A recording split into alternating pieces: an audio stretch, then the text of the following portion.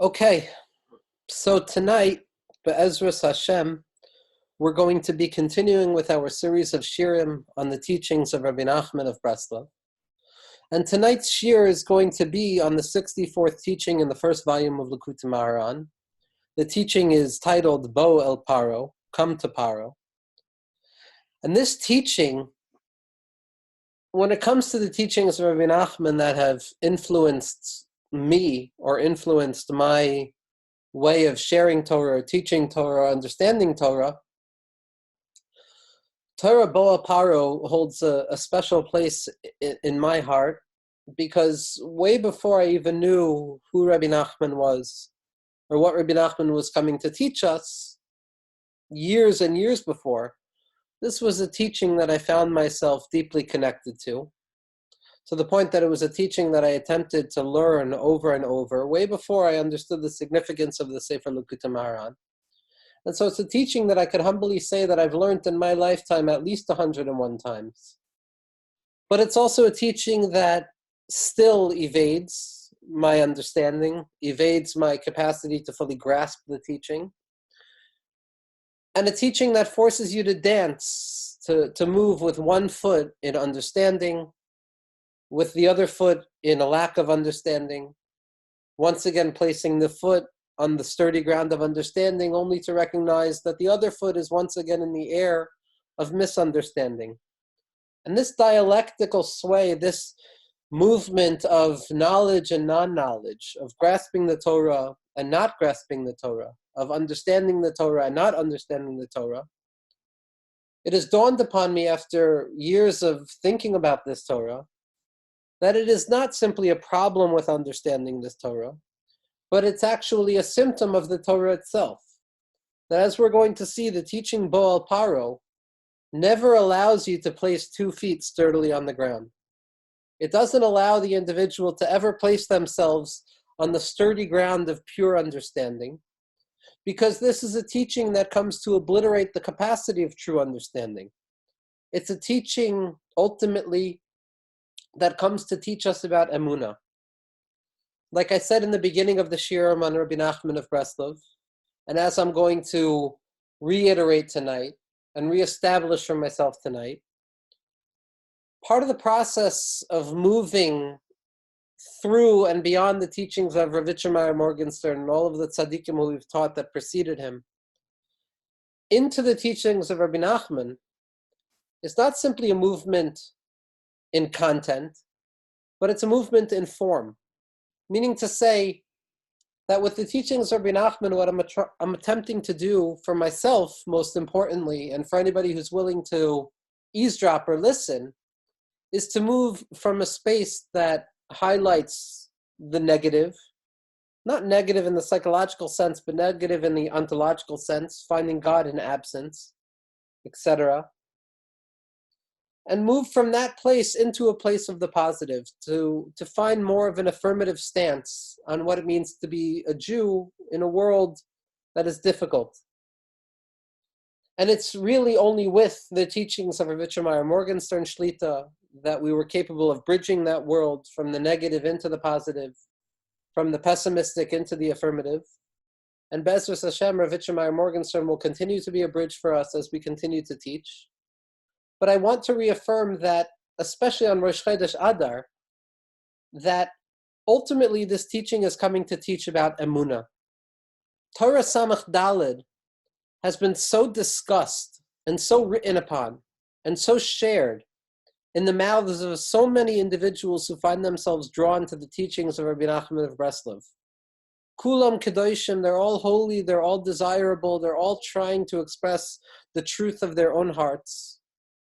But ultimately, this is a teaching that titters on the edge of nihilism, that titters on the edge of meaninglessness, that titters on the edge of the obliteration and the annihilation of knowledge. And what I want to show through my own humble reading, and I stress the word humble, because humility is the only way to properly interpret this Torah. Spend 5 minutes correcting the statement I just made, but I'm not going to. That my reading of this Torah is the opposite of nihilistic. It's the opposite of pessimistic. It's an affirmative Torah. It's a Torah that teaches us that ultimately, no matter what happens in a person's life, a person can rest assured and support themselves upon the edifice and the reality of emunah, of faith, that goes beyond knowledge.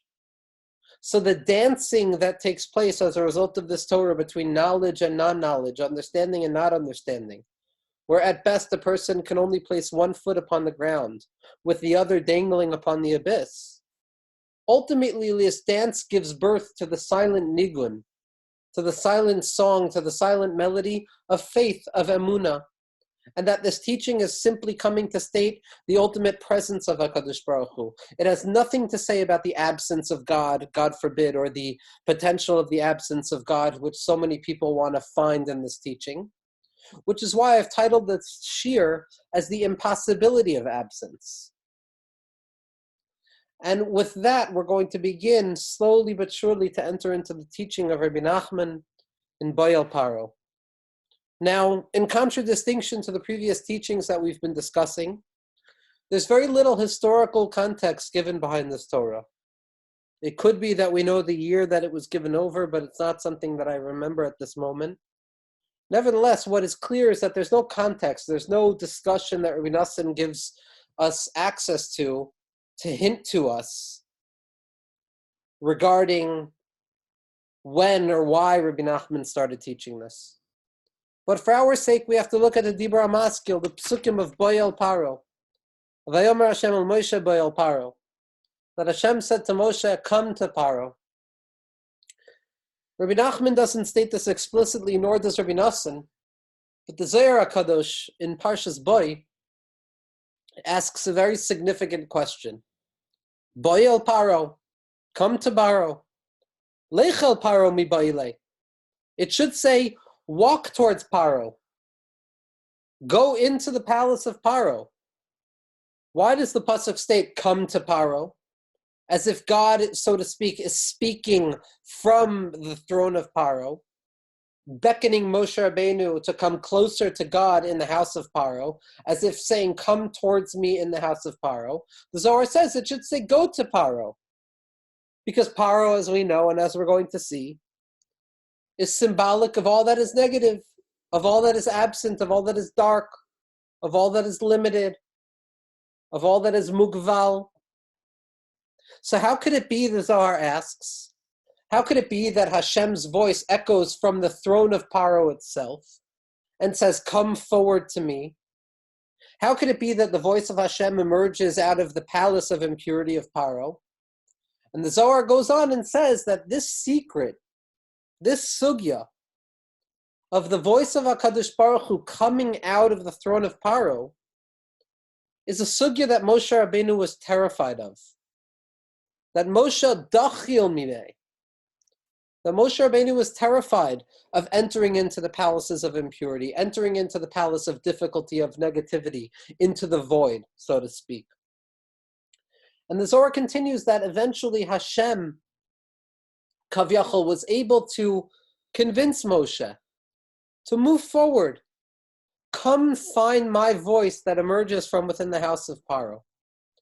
Come find my voice, the voice of HaKadosh Baruch Hu, that emerges not from Har Sinai, not from Goshen, the place of Kedusha, not from a place of light, but rather come find me specifically within the heart of darkness. Come find me within the palace and the throne and the inner chambers of Paro himself. And this secret, the Zohar says, is the secret of the Tanin Hagadol, of the great serpent, of the Leviathan. Be'ezus Hashem, one day we should be zocheh to give shirim on the Leviathan through the teachings of the Vilna Gaon and his students. But suffice it to say that the Leviathan and the Nachash Bereach, this Tanin Hagadol that Paro represents, is the question of evil in the world, is the question of darkness and absence of God in the world. That Pharaoh represents the reality or the possible reality of God's occlusion in the world, of the hiddenness of God in the world, the hiddenness of God from our own particular experiences, and the hiddenness of God from the historical landscape of history.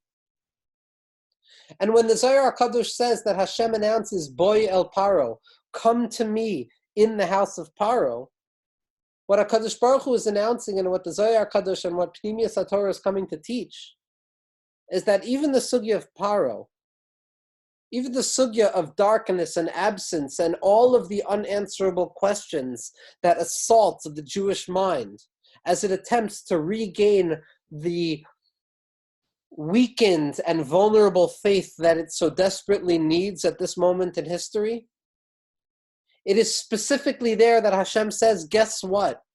That voice, that echo is also me. I'm also there. That darkness is also me. That darkness is not something separate from me. That darkness is not something apart from me. That darkness and that absence is not something that is outside of my control. But it's all me. It's only me. It's only HaKadosh Baruch Hu. Even that which appears to be the opposite of HaKadosh Baruch Hu, Kavyachol, is in truth revealed to be an expression of HaKadosh Baruch Hu. That Boyel Paro, come forth to Paro. Instead of saying walk towards Paro, Hashem's announcement, come to me, here in the house of Paro, is ultimately the entire essence of this teaching contained in the Dibur HaMaskil. That Boyel Paro teaches us that the absence of God is simply an expression of God in an alternative way that we're not used to. And that the absence of God and the concealment of God, so to speak, is not an actual absence and it's not an actual concealment, but rather it's an expression of godliness in a new way that allows us to double and multiply the capacity of godliness in the world. Now, immediately, before starting to teach this Torah, it's important that we understand that Rabbi Nachman had a very specific way of learning this Torah. When a person studies the teachings of the Arizal, the sugyos of Tzimtzum, the initial contraction or limitation that God, so to speak, needed to impose upon himself for the sake of creating a space other than godliness that could become reality as we know it, or the cataclysm of Shviras HaKelim, the typical assumption is that Kabbalah is coming to teach about the framework of the worlds, the infrastructure of existence, the ontology of existence, as if it's describing something that took place once upon a time and that exists sedimented into history and into reality as a one-time event that needs to be understood. And therefore, any discussion about tzimtzum or shvira, of contraction or shattering, is simply a question of ma dahave, of what was. How do we properly understand something that took place in the past as a one-time event? Rabbi Nachman immediately expresses in Likutei Halachos, in Hilchos Pikadon, at the end of Halacha Gimel, where he describes the difference between a shomer chinam and a shomer sachar. Rabbi Nachman states explicitly in the middle of Likutei Halachos and at the end that everything that is stated in the writings of the Arizal, and especially in Rabbi Nachman's interpretations of the writing of the Arizal, are not simply universal or cosmic concepts, but these are ideas that are significant on a psychological and epistemological level on a day-to-day, moment-to-moment basis. That tzimtzum, the kav, the shvira, olam hatikun, binyan hapartzufim, olam haatzilus, olamos bria yetzira and asiya, the movement from the bottom of Atziya back through the worlds of Yetzia, Brira, up to Atzilus, up to Adam Kadmon, all of those concepts, things that Bezras Hashem will be able to teach in the future, are simply expressive of the psychological movements that an individual Jew experiences in a moment-to-moment, day-to-day basis. So the ideas described tonight, with regards to absence and presence and breaking and fixing are not simply abstract philosophical notions that abide within the abstract realm of contemplating what took place in the past, but they are ideas that penetrate deeply into the lived experience of each and every human being, whether or not they know the terms or not. We all experience it. The simple question in terms of knowledge is whether we know the terms to describe it. But we all experience this unconsciously or consciously. And this hakdama that Rabbi Nassan makes, and that Rav Avram ben Rav Nachman, and that Rav Itchemai Morgenstern Shlita make so clearly, takes Torah Samach Daled from this ontological, abstract, philosophical exploration, which in and of itself deserves an infinite amount of writing and discussion, and transforms it into an existentially necessary discussion in the moment-to-moment value of what it means to be a Jew who lives in the world. Rabbi Nachman begins and he says, echoing the words of the Arizal, not simply echoing the words of the Arizal, but adding his interpretation to the words of the Arizal, that HaKadosh Baruch Hu wanted to create a world. Why did HaKadosh Baruch Hu want to create a world, Kavyachol? And this Kavyachol, for anyone who's been listening to me, is so fundamental. But why did Hashem want to create the world, Kavyachol? Because Hashem, Kavyachol, has the capacity to be a merachem, to be compassionate, to have mercy. There was no one to have mercy on when it was only HaKadosh Baruch Hu. Therefore, in order for Hashem to reveal His mercy, in order for God to reveal His capacity towards compassion, towards empathy or sympathy, Hashem, so to speak, needed to constrict Himself, contain Himself, limit Himself, contract Himself, be mitzamsem Himself, remove Himself, so that there can be a space other than God, wherein Hashem could then express His Rahmanus. Or as Rabbi Nachman says, Hashem has this capacity, so to speak, from our perspective, of wanting to be sympathetic and empathic to the human experience. But if God is all annihilating and all saturating, there's no room for human beings to need compassion or to need empathy and sympathy. Therefore, God, so to speak, contracts Himself in order to reveal this potential within Himself of compassion, sympathy, and empathy. Now, this sugya, what Rabbi Nachman refers to as Rahmanus, is no different than what we've discussed in the writings of the Leshem and Rav Kook and Rabbeinu Azriel of Gerona, that the infinite has the capacity towards manifesting an imperfection, because without manifesting an imperfection, the infinite is limited. And therefore, God, so to speak, who is infinite in all matters of infinity, needed to express Himself in finitude. That the bilti gvul, that the unlimited, needed to show its capacity to reveal itself within limitation. Rabbi Nachman is working on the same lines, the same fracture of theology. Rabbi Nachman expresses it more in an emotional, existential way. That Hashem wants to have compassion. Rahmanus is very different than chesed. Chesed is pure giving. It's pure love. It's pure light. Rahmanus, on the other hand, Rahmanus is undeserved. Rahmanus on another person is when that person in truth exhibits moods or symptoms of difficulty. This person doesn't deserve my chesed. The world doesn't deserve God's chesed. But compassion, to see the humanity of another person, to be melamed zchus on somebody else, to perhaps conceive of the possibility that somebody else's life circumstances have influenced their behaviors to the point that their negative behaviors no longer make them liable. And in fact, they force us to have compassion on them. That is what Rahmanus is. Hashem wants to be merachem. Hashem wants to have compassion on the Jewish people, on the world. Hashem wants to give us hope when there is no reason for hope.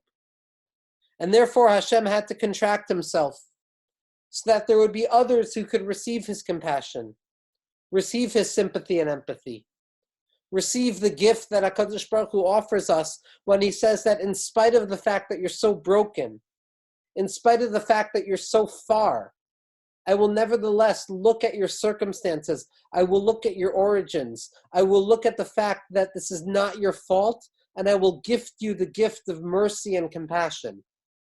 That is what Hashem wants to reveal to the world. Hashem wants to give us the ability to find schus even when we don't deserve schus. The matnas chinam.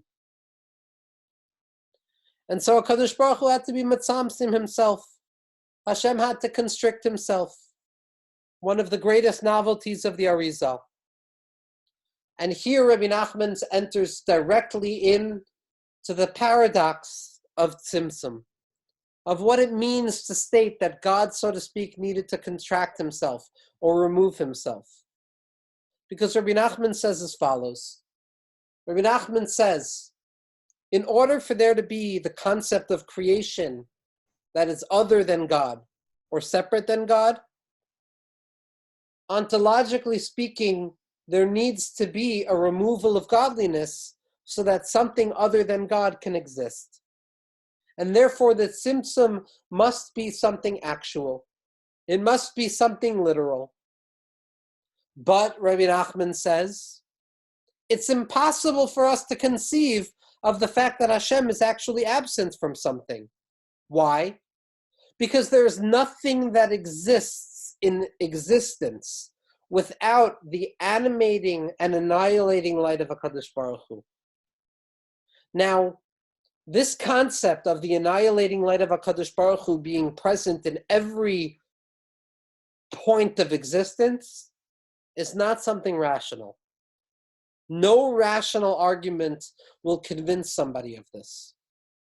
There's no measure of reasoning that can force a person to believe that it is rationally true that Hashem and God is present in every moment of existence. I want to just make a comment on what I just said. I said Hashem and God. I'm not referring, God forbid, to two separate entities. Chas v'shalom. It was just two different lashonos that I chose to use.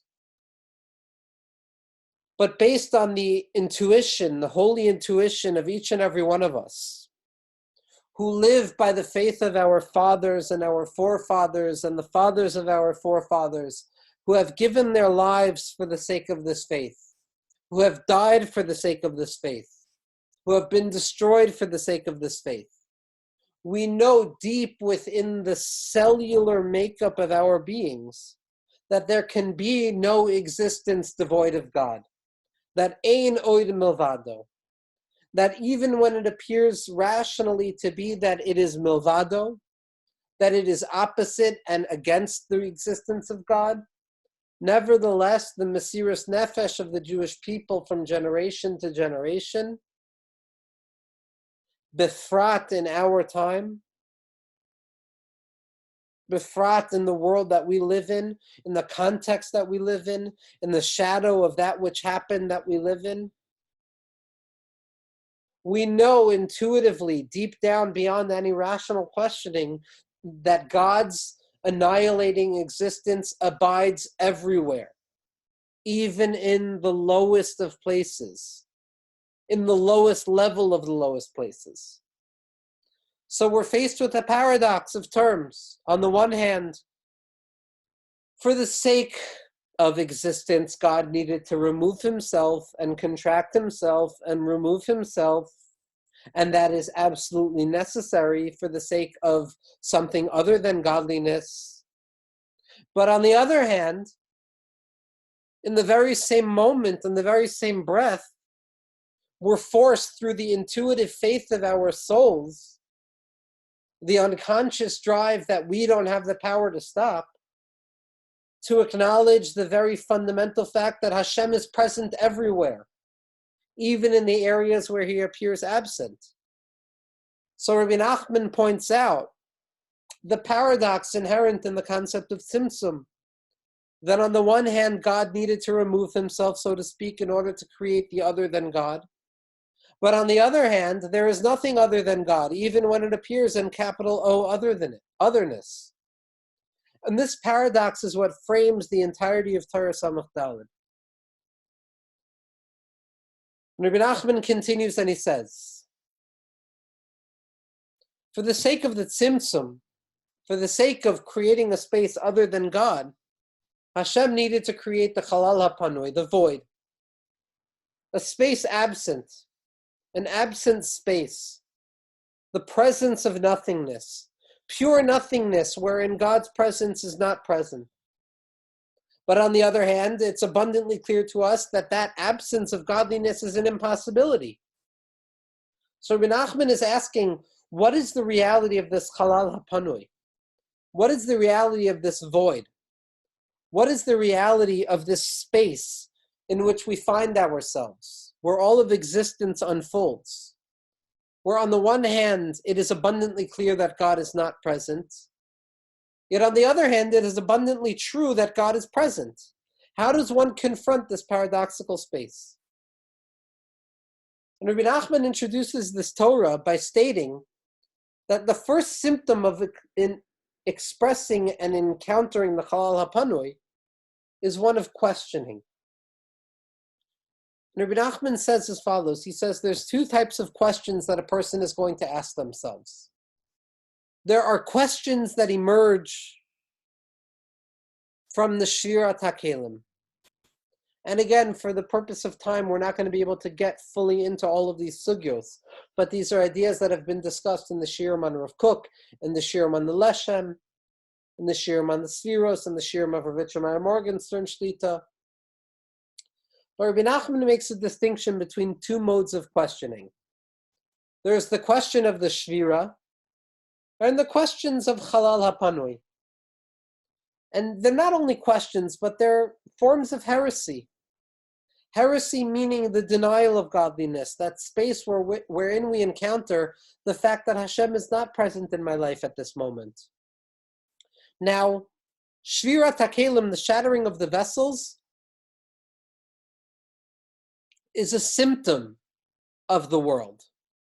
Once Hashem has decided to create the world, once Hashem has attempted to allow the infinite to find itself in finite vessels, so because of some structural or fundamental issue, so there's a shvira, there's a cataclysm. But that cataclysm, that trauma, is not unexpected. It's not impossible to deal with.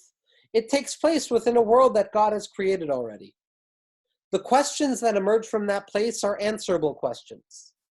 Those are questions that a person can find an answer to.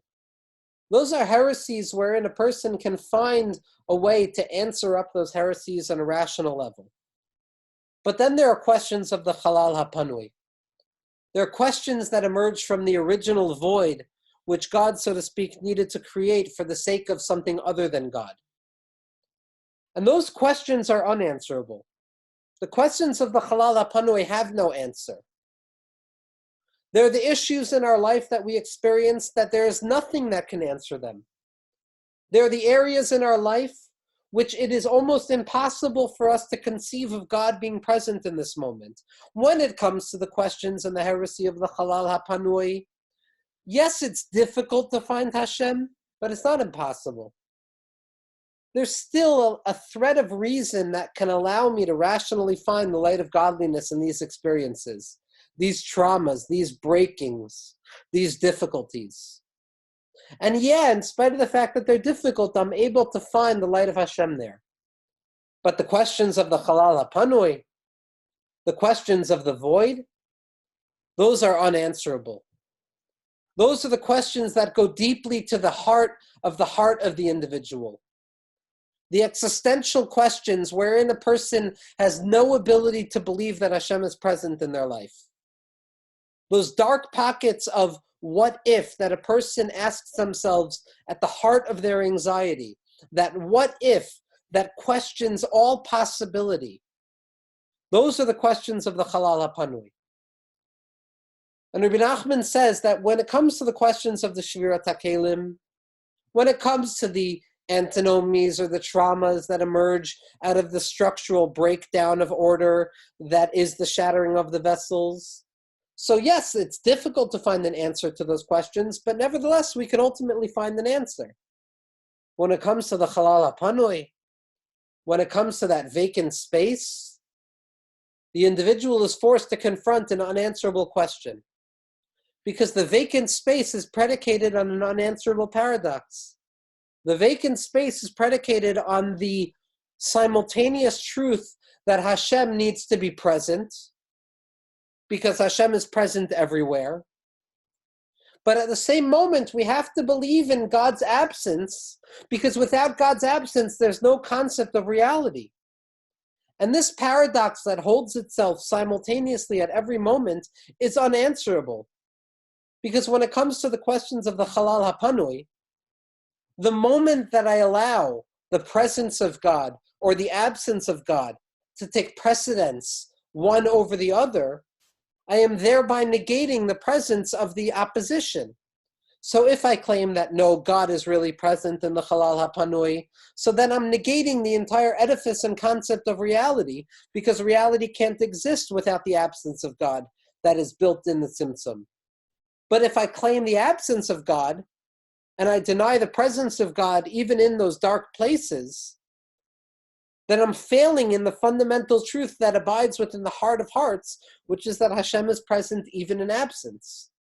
So that I can't allow either presence or absence, concealment or revelation to get the upper hand in this contradiction, and therefore it becomes a paradox wherein both are existing simultaneously in an impossible way.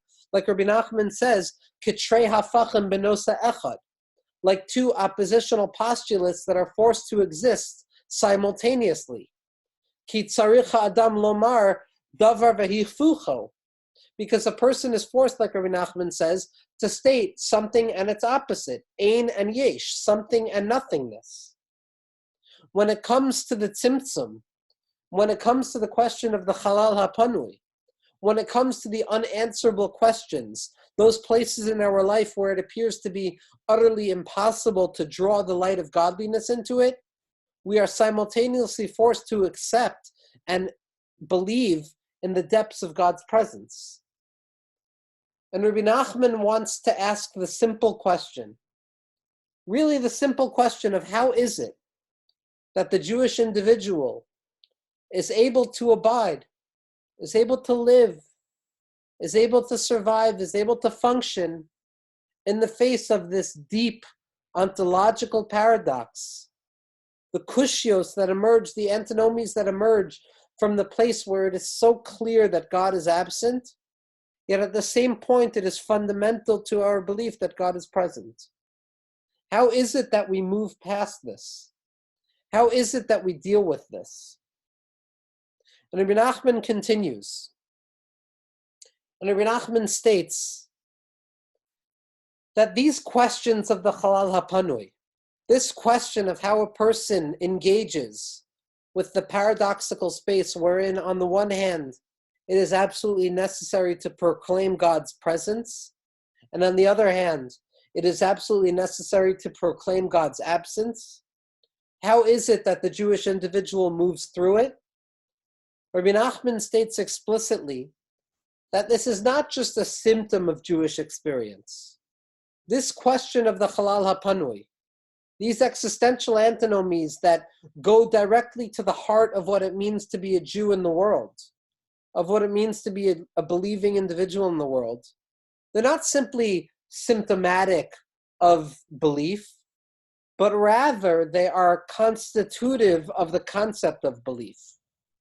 That these questions of the Chalal HaPanui are not something that happen to a person in existence, but rather they are what forms the existence of the individual. Very much like we discussed in the Shirim on Ishbitz and Radzin, that these questions are not something that assault a pre-existing subject, but these questions are what constitute the subject themselves. This questioning and this paradox that we are forced to live in, that vacillates and dances between absence and presence of God, is the very matter that makes up our faith. is the very function that creates the experience of what it means to be a Jew in the world. And Rebbe Nachman says as follows. Rebbe Nachman says that when Hashem created the world, he created two paradoxical modes of divine governance, two paradoxical playing fields in which Hashem is present. And again, forgive me for jumping from one step to another. This teaching deserves 1,000 hours, 1,000 days, years to discuss it fully. But to attempt to share this teaching in an hour, which as I move further and further into this year, it dawns on me the impossibility of the task. But Be'ezus Hashem, what I share will at least give birth to intimations of this teaching. The question ultimately is, how does a Jewish individual confront the very fact that these questions, the questions that emerged out of the Chalal HaPanui, out of that vacant space, which on the one hand must be vacant, on the other hand must be saturated with godly presence, how these questions give birth to the Jewish personality, give birth to the neshama itself. When God contracted himself, it gave birth into two different iterations, two expressions of divine governance. Memale kol almin and sovev kol almin. Now, for my sake, I made a chart for this. Memale kol almin is the presence of godliness in this world. It is the center in which all of existence exists. It is the place wherein the divine light descends in order for the worlds of Atzilus, Bria, Yitzira, and Asiya to exist. Sovev kol almin, the transcendent sense of the surrounding lights, is that which surrounds existence. The annihilating presence of godliness that exists in spite of the worlds of creation. But in order for there to be a difference, in order for there to be a distinction between these levels, in order for there to be a distinction between immanent godliness in this world and transcendent godliness that exists beyond our capacity of knowledge, the infinite, there must be a tzimtzum, there must be a contraction. The contraction gives birth to the Chalal HaPanui, this black circle in this image. The black circle in the image is the vacant space, the empty space that God creates so that there can be a distinction between immanency and transcendence, between the apparent absence of God that allows for human volitionality and human history to unfold in its own, devoid of the annihilating light of God, and the transcendent aspect of godliness, which tells us that we simply exist within the general framework of Hashem's presence. This Chalal HaPanui, this vacant space, as we said, is the place of those constitutive questions. That paradox that is not simply a symptom of what it means to be a Jew, but is rather constitutive of what it means to be a Jew. This Chalal HaPanui is impossible to answer. It's impossible to understand how God could, on the one hand, remove himself, yet at the same time remain present. How Hashem can be absent, yet nevertheless be present within that absence. And Rebbe Nachman says, the only way to traverse this Chalal HaPanui, the only way to cross over this abyss, this abysmal void that separates the immanence of godliness and the transcendence of godliness, is through emunah.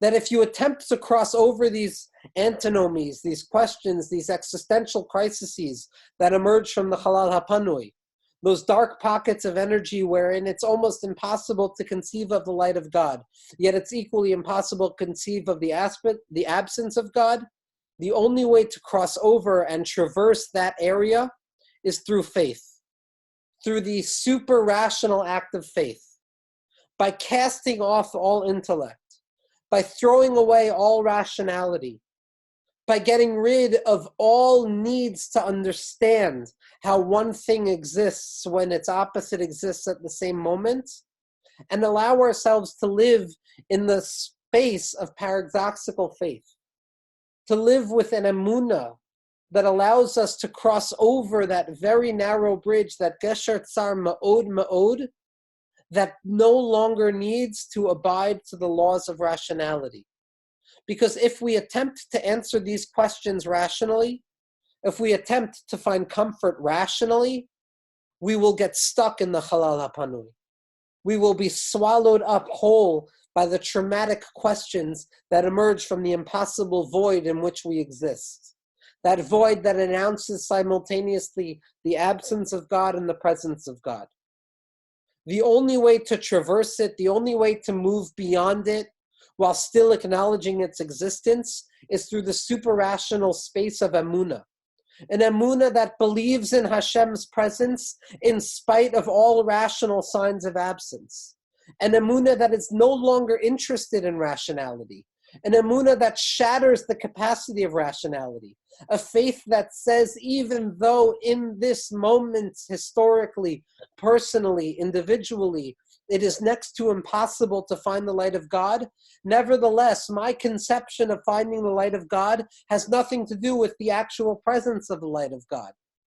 This emunah is what allows us to say, even though it appears rationally absolutely dark and absent, nevertheless, through super-rational faith that exceeds rationality, that demands the destruction of rationality, it is possible to live in a space where Hashem is still present.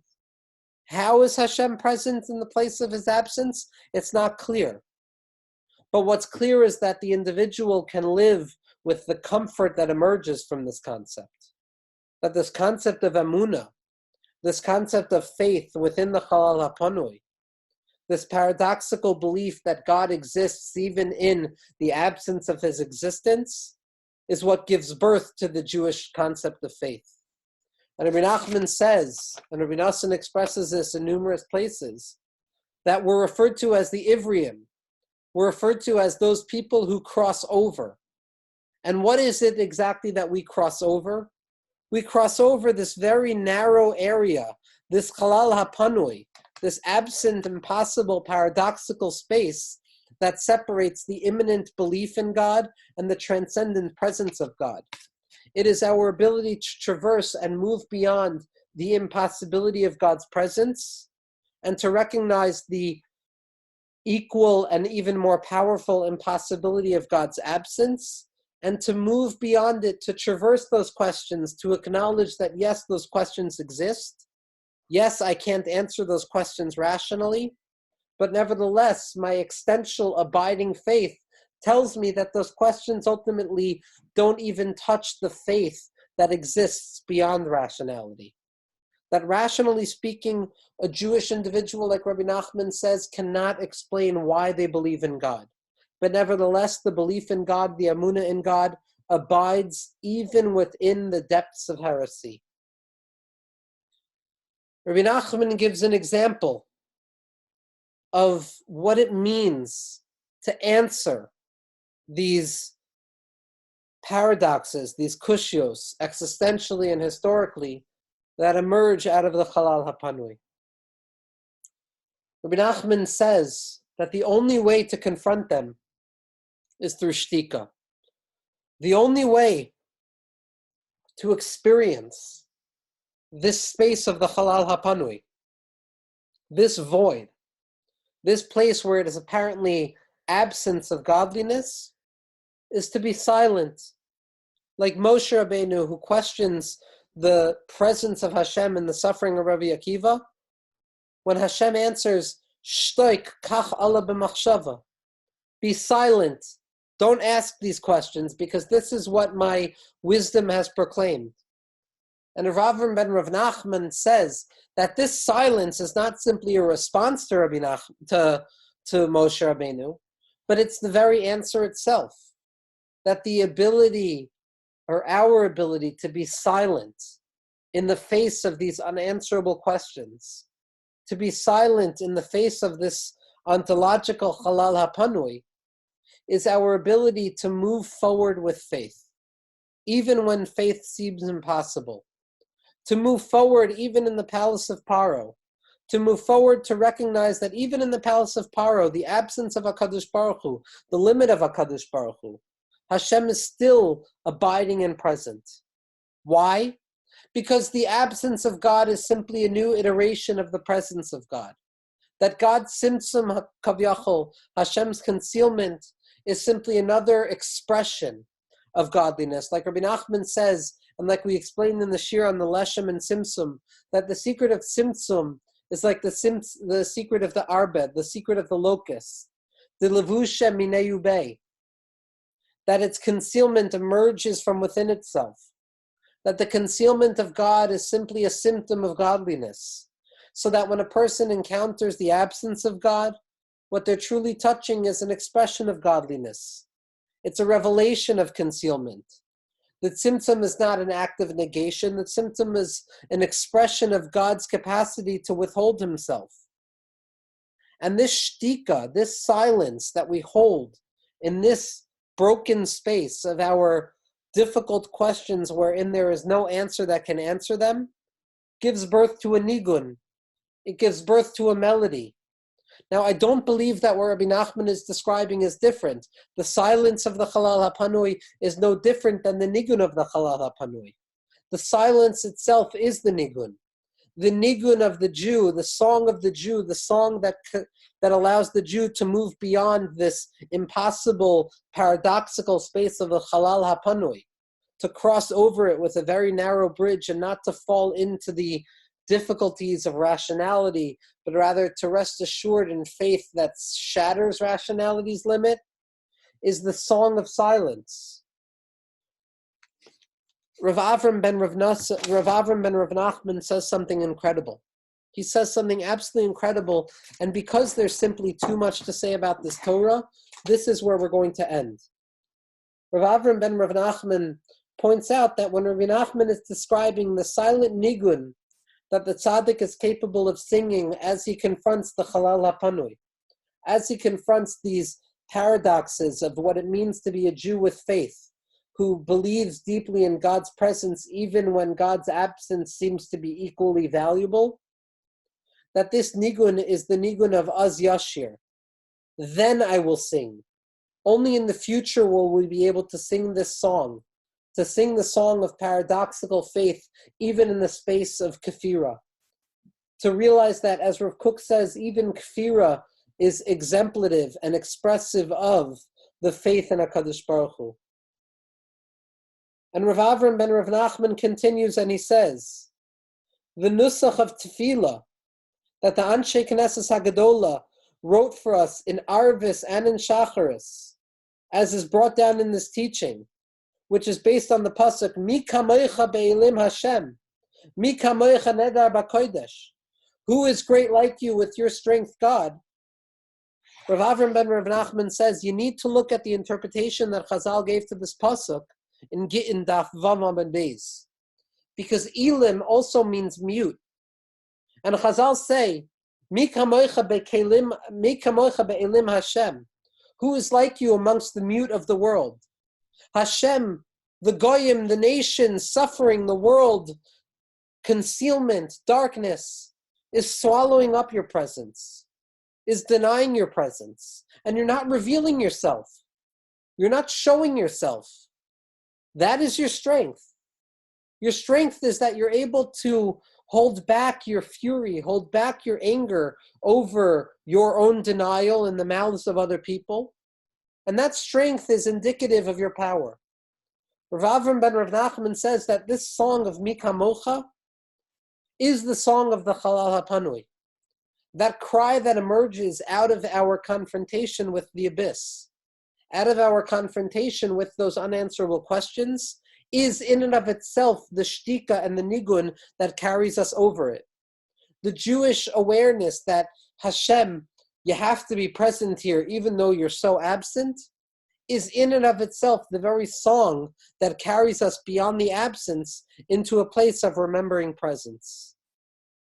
Be'ezus Hashem, next week, we're going to learn the final teaching that we're going to be discussing, not the final teaching, the second to final teaching that we're going to be discussing, rather the final teaching that we're going to be discussing in the first volume of Likutei Moharan, which is going to be Torah Reish Pei Beis, 282.